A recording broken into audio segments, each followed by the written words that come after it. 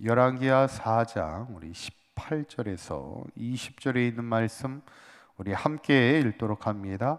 그 아이가 자라매 하루는 추수꾼들에게 나아가서 그의 아버지에게 이르렀더니 그의 아버지에게 이르되 내 머리야 내 머리야 하는지라. 그의 아버지가 사원에게 말하여 그의 어머니에게로 데려가라 하며 곧 어머니에게로 데려갔더니 나까지 어머니의 무릎에 앉아 있다가 죽은지라. 아멘. 우리 지난 시간에 이제 엘리사가 수넴이라는 곳에 갔을 때 그곳에 한 여인으로부터 극진한 섬김을 받게 됐죠. 그때 엘리사가 그 수넴 여인을 위해서 기도할 때 여인이 바랄 수 없는 중에 아이를 이제 얻게 됩니다. 어찌보면 하나님은 소망이 없는 자에게도 소망을 주시는 그런 하나님이심을 우리가 보게 되는데, 이제 오늘 본문에 보면 이제 또 한 가지 문제가 생겨요. 어떤 문제가 생깁니까? 엘리사의 기도를 통해 낳은 아이가 잘 자라게 되다가 19절에 보면 하루는 아버지한테 내 머리야 내 머리야, 아마 머리에 통증을 갑자기 이렇게 느꼈던 것 같아요. 그래서 어머니에게로 보내게 되는데 20절에 있는 말씀에 보면 이렇게 됩니다. 다시 한번 읽어볼까요? 시작. 곧 어머니에게로 데려갔더니 나까지 어머니의 무릎에 앉아 있다가 죽은지라. 이렇게 얘기하죠. 얼마나 청천벽력 같은 일입니까? 아이가 잘 자라고 있다가 갑자기 나까지만 해도 괜찮았던 애가 갑자기 죽게 되었다는 거예요. 그것도 어머니의 무릎에 누워 있다가 어머니의 무릎 앞에서 위에서 그렇게 죽게 되었으니 참 그 어머니의 그 가슴이 얼마나 아플까. 어쩌면 사람에게서 가장 큰 슬픔은 자식을 앞서 보내는 거잖아요. 그래서 자식은 땅에 묻는 것이 아니라 가슴에 묻는다, 우리가 그렇게 이야기하는데, 그것을 이제 아이의 죽음을 지켜봤던 그 어머니의 마음이 얼마나 절박할까. 그래서 수넴 여인이 어떻게 하냐면 22절에 보면 내가 하나님의 사람에게 갔다가 돌아오겠다, 하나님의 사람을 내가 빨리 찾으러 가야 되겠다, 이렇게 이야기해요. 어떻게 보면 인생의 위기 때마다 하나님을 붙잡기 위해서 또 하나님의 사람을 찾는 것을 그 여인의 믿음을 이제 보게 되는데, 그래서 24절에 보면은 사안에게 뭐라고 얘기하면 나를 위하여 달려가기를 멈추지 말라 그래요. 이제 나귀의 안장을 지우고는 쉬지 않고 가게 됐다는 얘기입니다. 지금 수넴에서, 이 수넴 여인 있잖아요, 수넴에서 엘리사가 있는 갈멜산에 있는, 갈멜산까지는 약 40km라고 그래요. 40km면은 먼 거리죠. 뭐 지금이야 차가 있으니까 40km도 금방 가지만 그 당시에 이제 나귀를 타고 40km를 간다는 것은 상당히 먼 거리인데, 그 먼 거리를 쉬지 않고 가겠다는 얘기예요. 왜냐하면 지금 아이가 지금 죽었는데 어떻게 하든 이 아이를 살리고 싶은 어머니의 절박한 마음을 우리가 보게 되죠. 그때 이 수넴 여인이 갈멜산에 도착해서 이제 엘리사 앞에 갔을 때 27절에 보면 이렇게 이야기합니다. 한번 앞부분만 좀 읽어볼까요? 시작. 산에 이르러 하나님의 사람에게 나아가서 그 발을 어떻게 해요? 아는지라 그래요. 얼마나 절박하고 애절하면 엘리사의 발을 안았다는 거예요. 그러니까 옆에서 게하시가 왜 그러냐고 막 이렇게 만류할 때도 그럼에도 불구하고 그 엘리사의 발을, 그러니까 아이의 병을, 아이의 죽음을 고쳐달라는 어머니의 애절함이 그대로 나타나죠.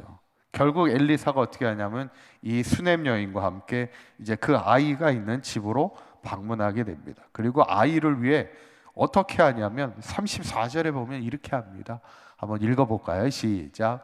아이 위에 올라 엎드려 자기 입을 그의 입에, 자기 눈을 그의 눈에, 자기 손을 그의 손에 대고 그의 몸에 엎드리니 아이의 살이 차차 따뜻하더라 그랬어요.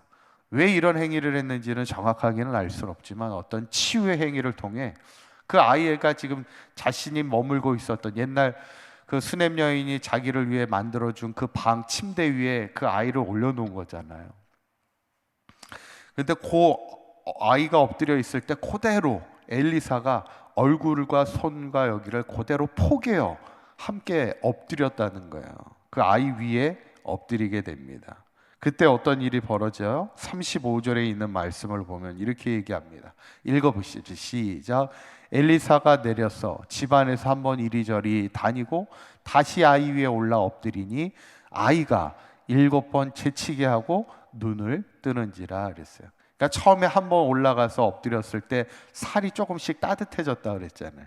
그리고는 내려와서 이리 한번 집안을 이렇게 돌더니 다시 아이 위에 한 번 더 엎드리게 될 때 이제 아이가 갑자기 재채기 하면서 일어나더라는 거예요. 어쩌면 아무렇지 않은 듯이 다시 살아나게 되는 그런 기적의 역사죠. 그러니까 엘리사가 이 수넴 여인에게 오늘 제목처럼 내 아들을 데리고 가, 이제 살아났기 때문에 내 아들을 데리고 가라, 이렇게 말씀하게 되는 것을 보게 되죠. 저는 지난 시간에 이 수넴 여인이 이제 나이가 늙어서 아이를 바랄 수 없는 그 중에도 하나님께서 그 아이를 생명을 주셨던 것도 기적인데, 오늘 본문에 죽었던 아들을 다시 살려주시는 하나님의 기적을 보게 되죠. 분명한 것은 하나님이 정말 살아 역사하시는 하나님이심을 우리에게 말씀하고 있어요. 한번 따라해 보실까요? 하나님은 살아 역사하시는 하나님이십니다. 오늘 열왕기하를 이렇게 계속해서 보다 보면 엘리사의 기적이요 계속 나오게 되죠. 엘리사의 기적을 이렇게 계속 기록하는 이유가 뭘까? 물론 엘리사가 엘리야의 이후에 하나님의 선지자로서의 능력의 사람임을 보여주고 있지만, 무엇보다 지금 이 시대는 하나님을 향한 영적인 믿음을 회복해야 될 시기입니다. 아합의 시대 이후에 불신앙에 빠져있는 이스라엘 백성을 향해 하나님이 누구시고 지금도 하나님이 살아 역사하시는, 하나님의 사람들을 통해 하나님의 기적을 이루고 계시는 하나님의 살아계심을 그들에게 보여줌을 통하여 그들이, 이스라엘 민족이 하나님을 향한 불신앙에서 돌이켜 믿음을 붙들고 살아가기를 원하시는 하나님의 말씀을 보게 되는 것이죠.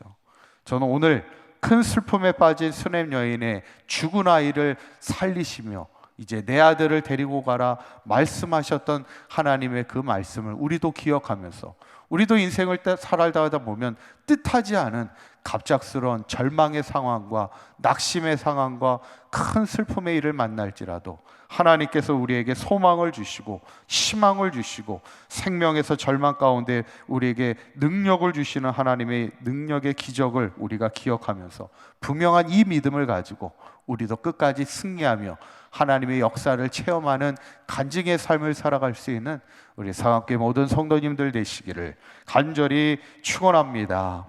기도하겠습니다. 고맙고 감사하신 하나님, 오늘 수넴 여인의 죽은 아이를 살리시는 하나님의 역사를 보면서 우리도 인생을 살면서 때로는 큰 슬픔과 절망 가운데 있을지라도 살아 역사하시는 하나님 바라보는 믿음을 갖게 하여 주시고, 우리의 삶의 탄식이 변하여 찬송이 되게 하시는 하나님의 기적을 체험하며 한평생 하나님의 은혜 가운데 간증하며 살아갈 수 있는 우리 서강교회 모든 성도들의 삶이 되도록 인도하여 주시옵소서. 오늘도 이 새벽을 깨우며 기도하는 사랑하는 성도들, 오늘 하루도 주님과 동행하는 복된 하루가 되게 하시고, 좁은 길을 걸어갈지라도 주의 성령이 우리와 함께 하시기에 기쁨으로 담대함으로 승리하며 살아가는 오늘 하루의 삶이 되도록 축복하여 주옵소서.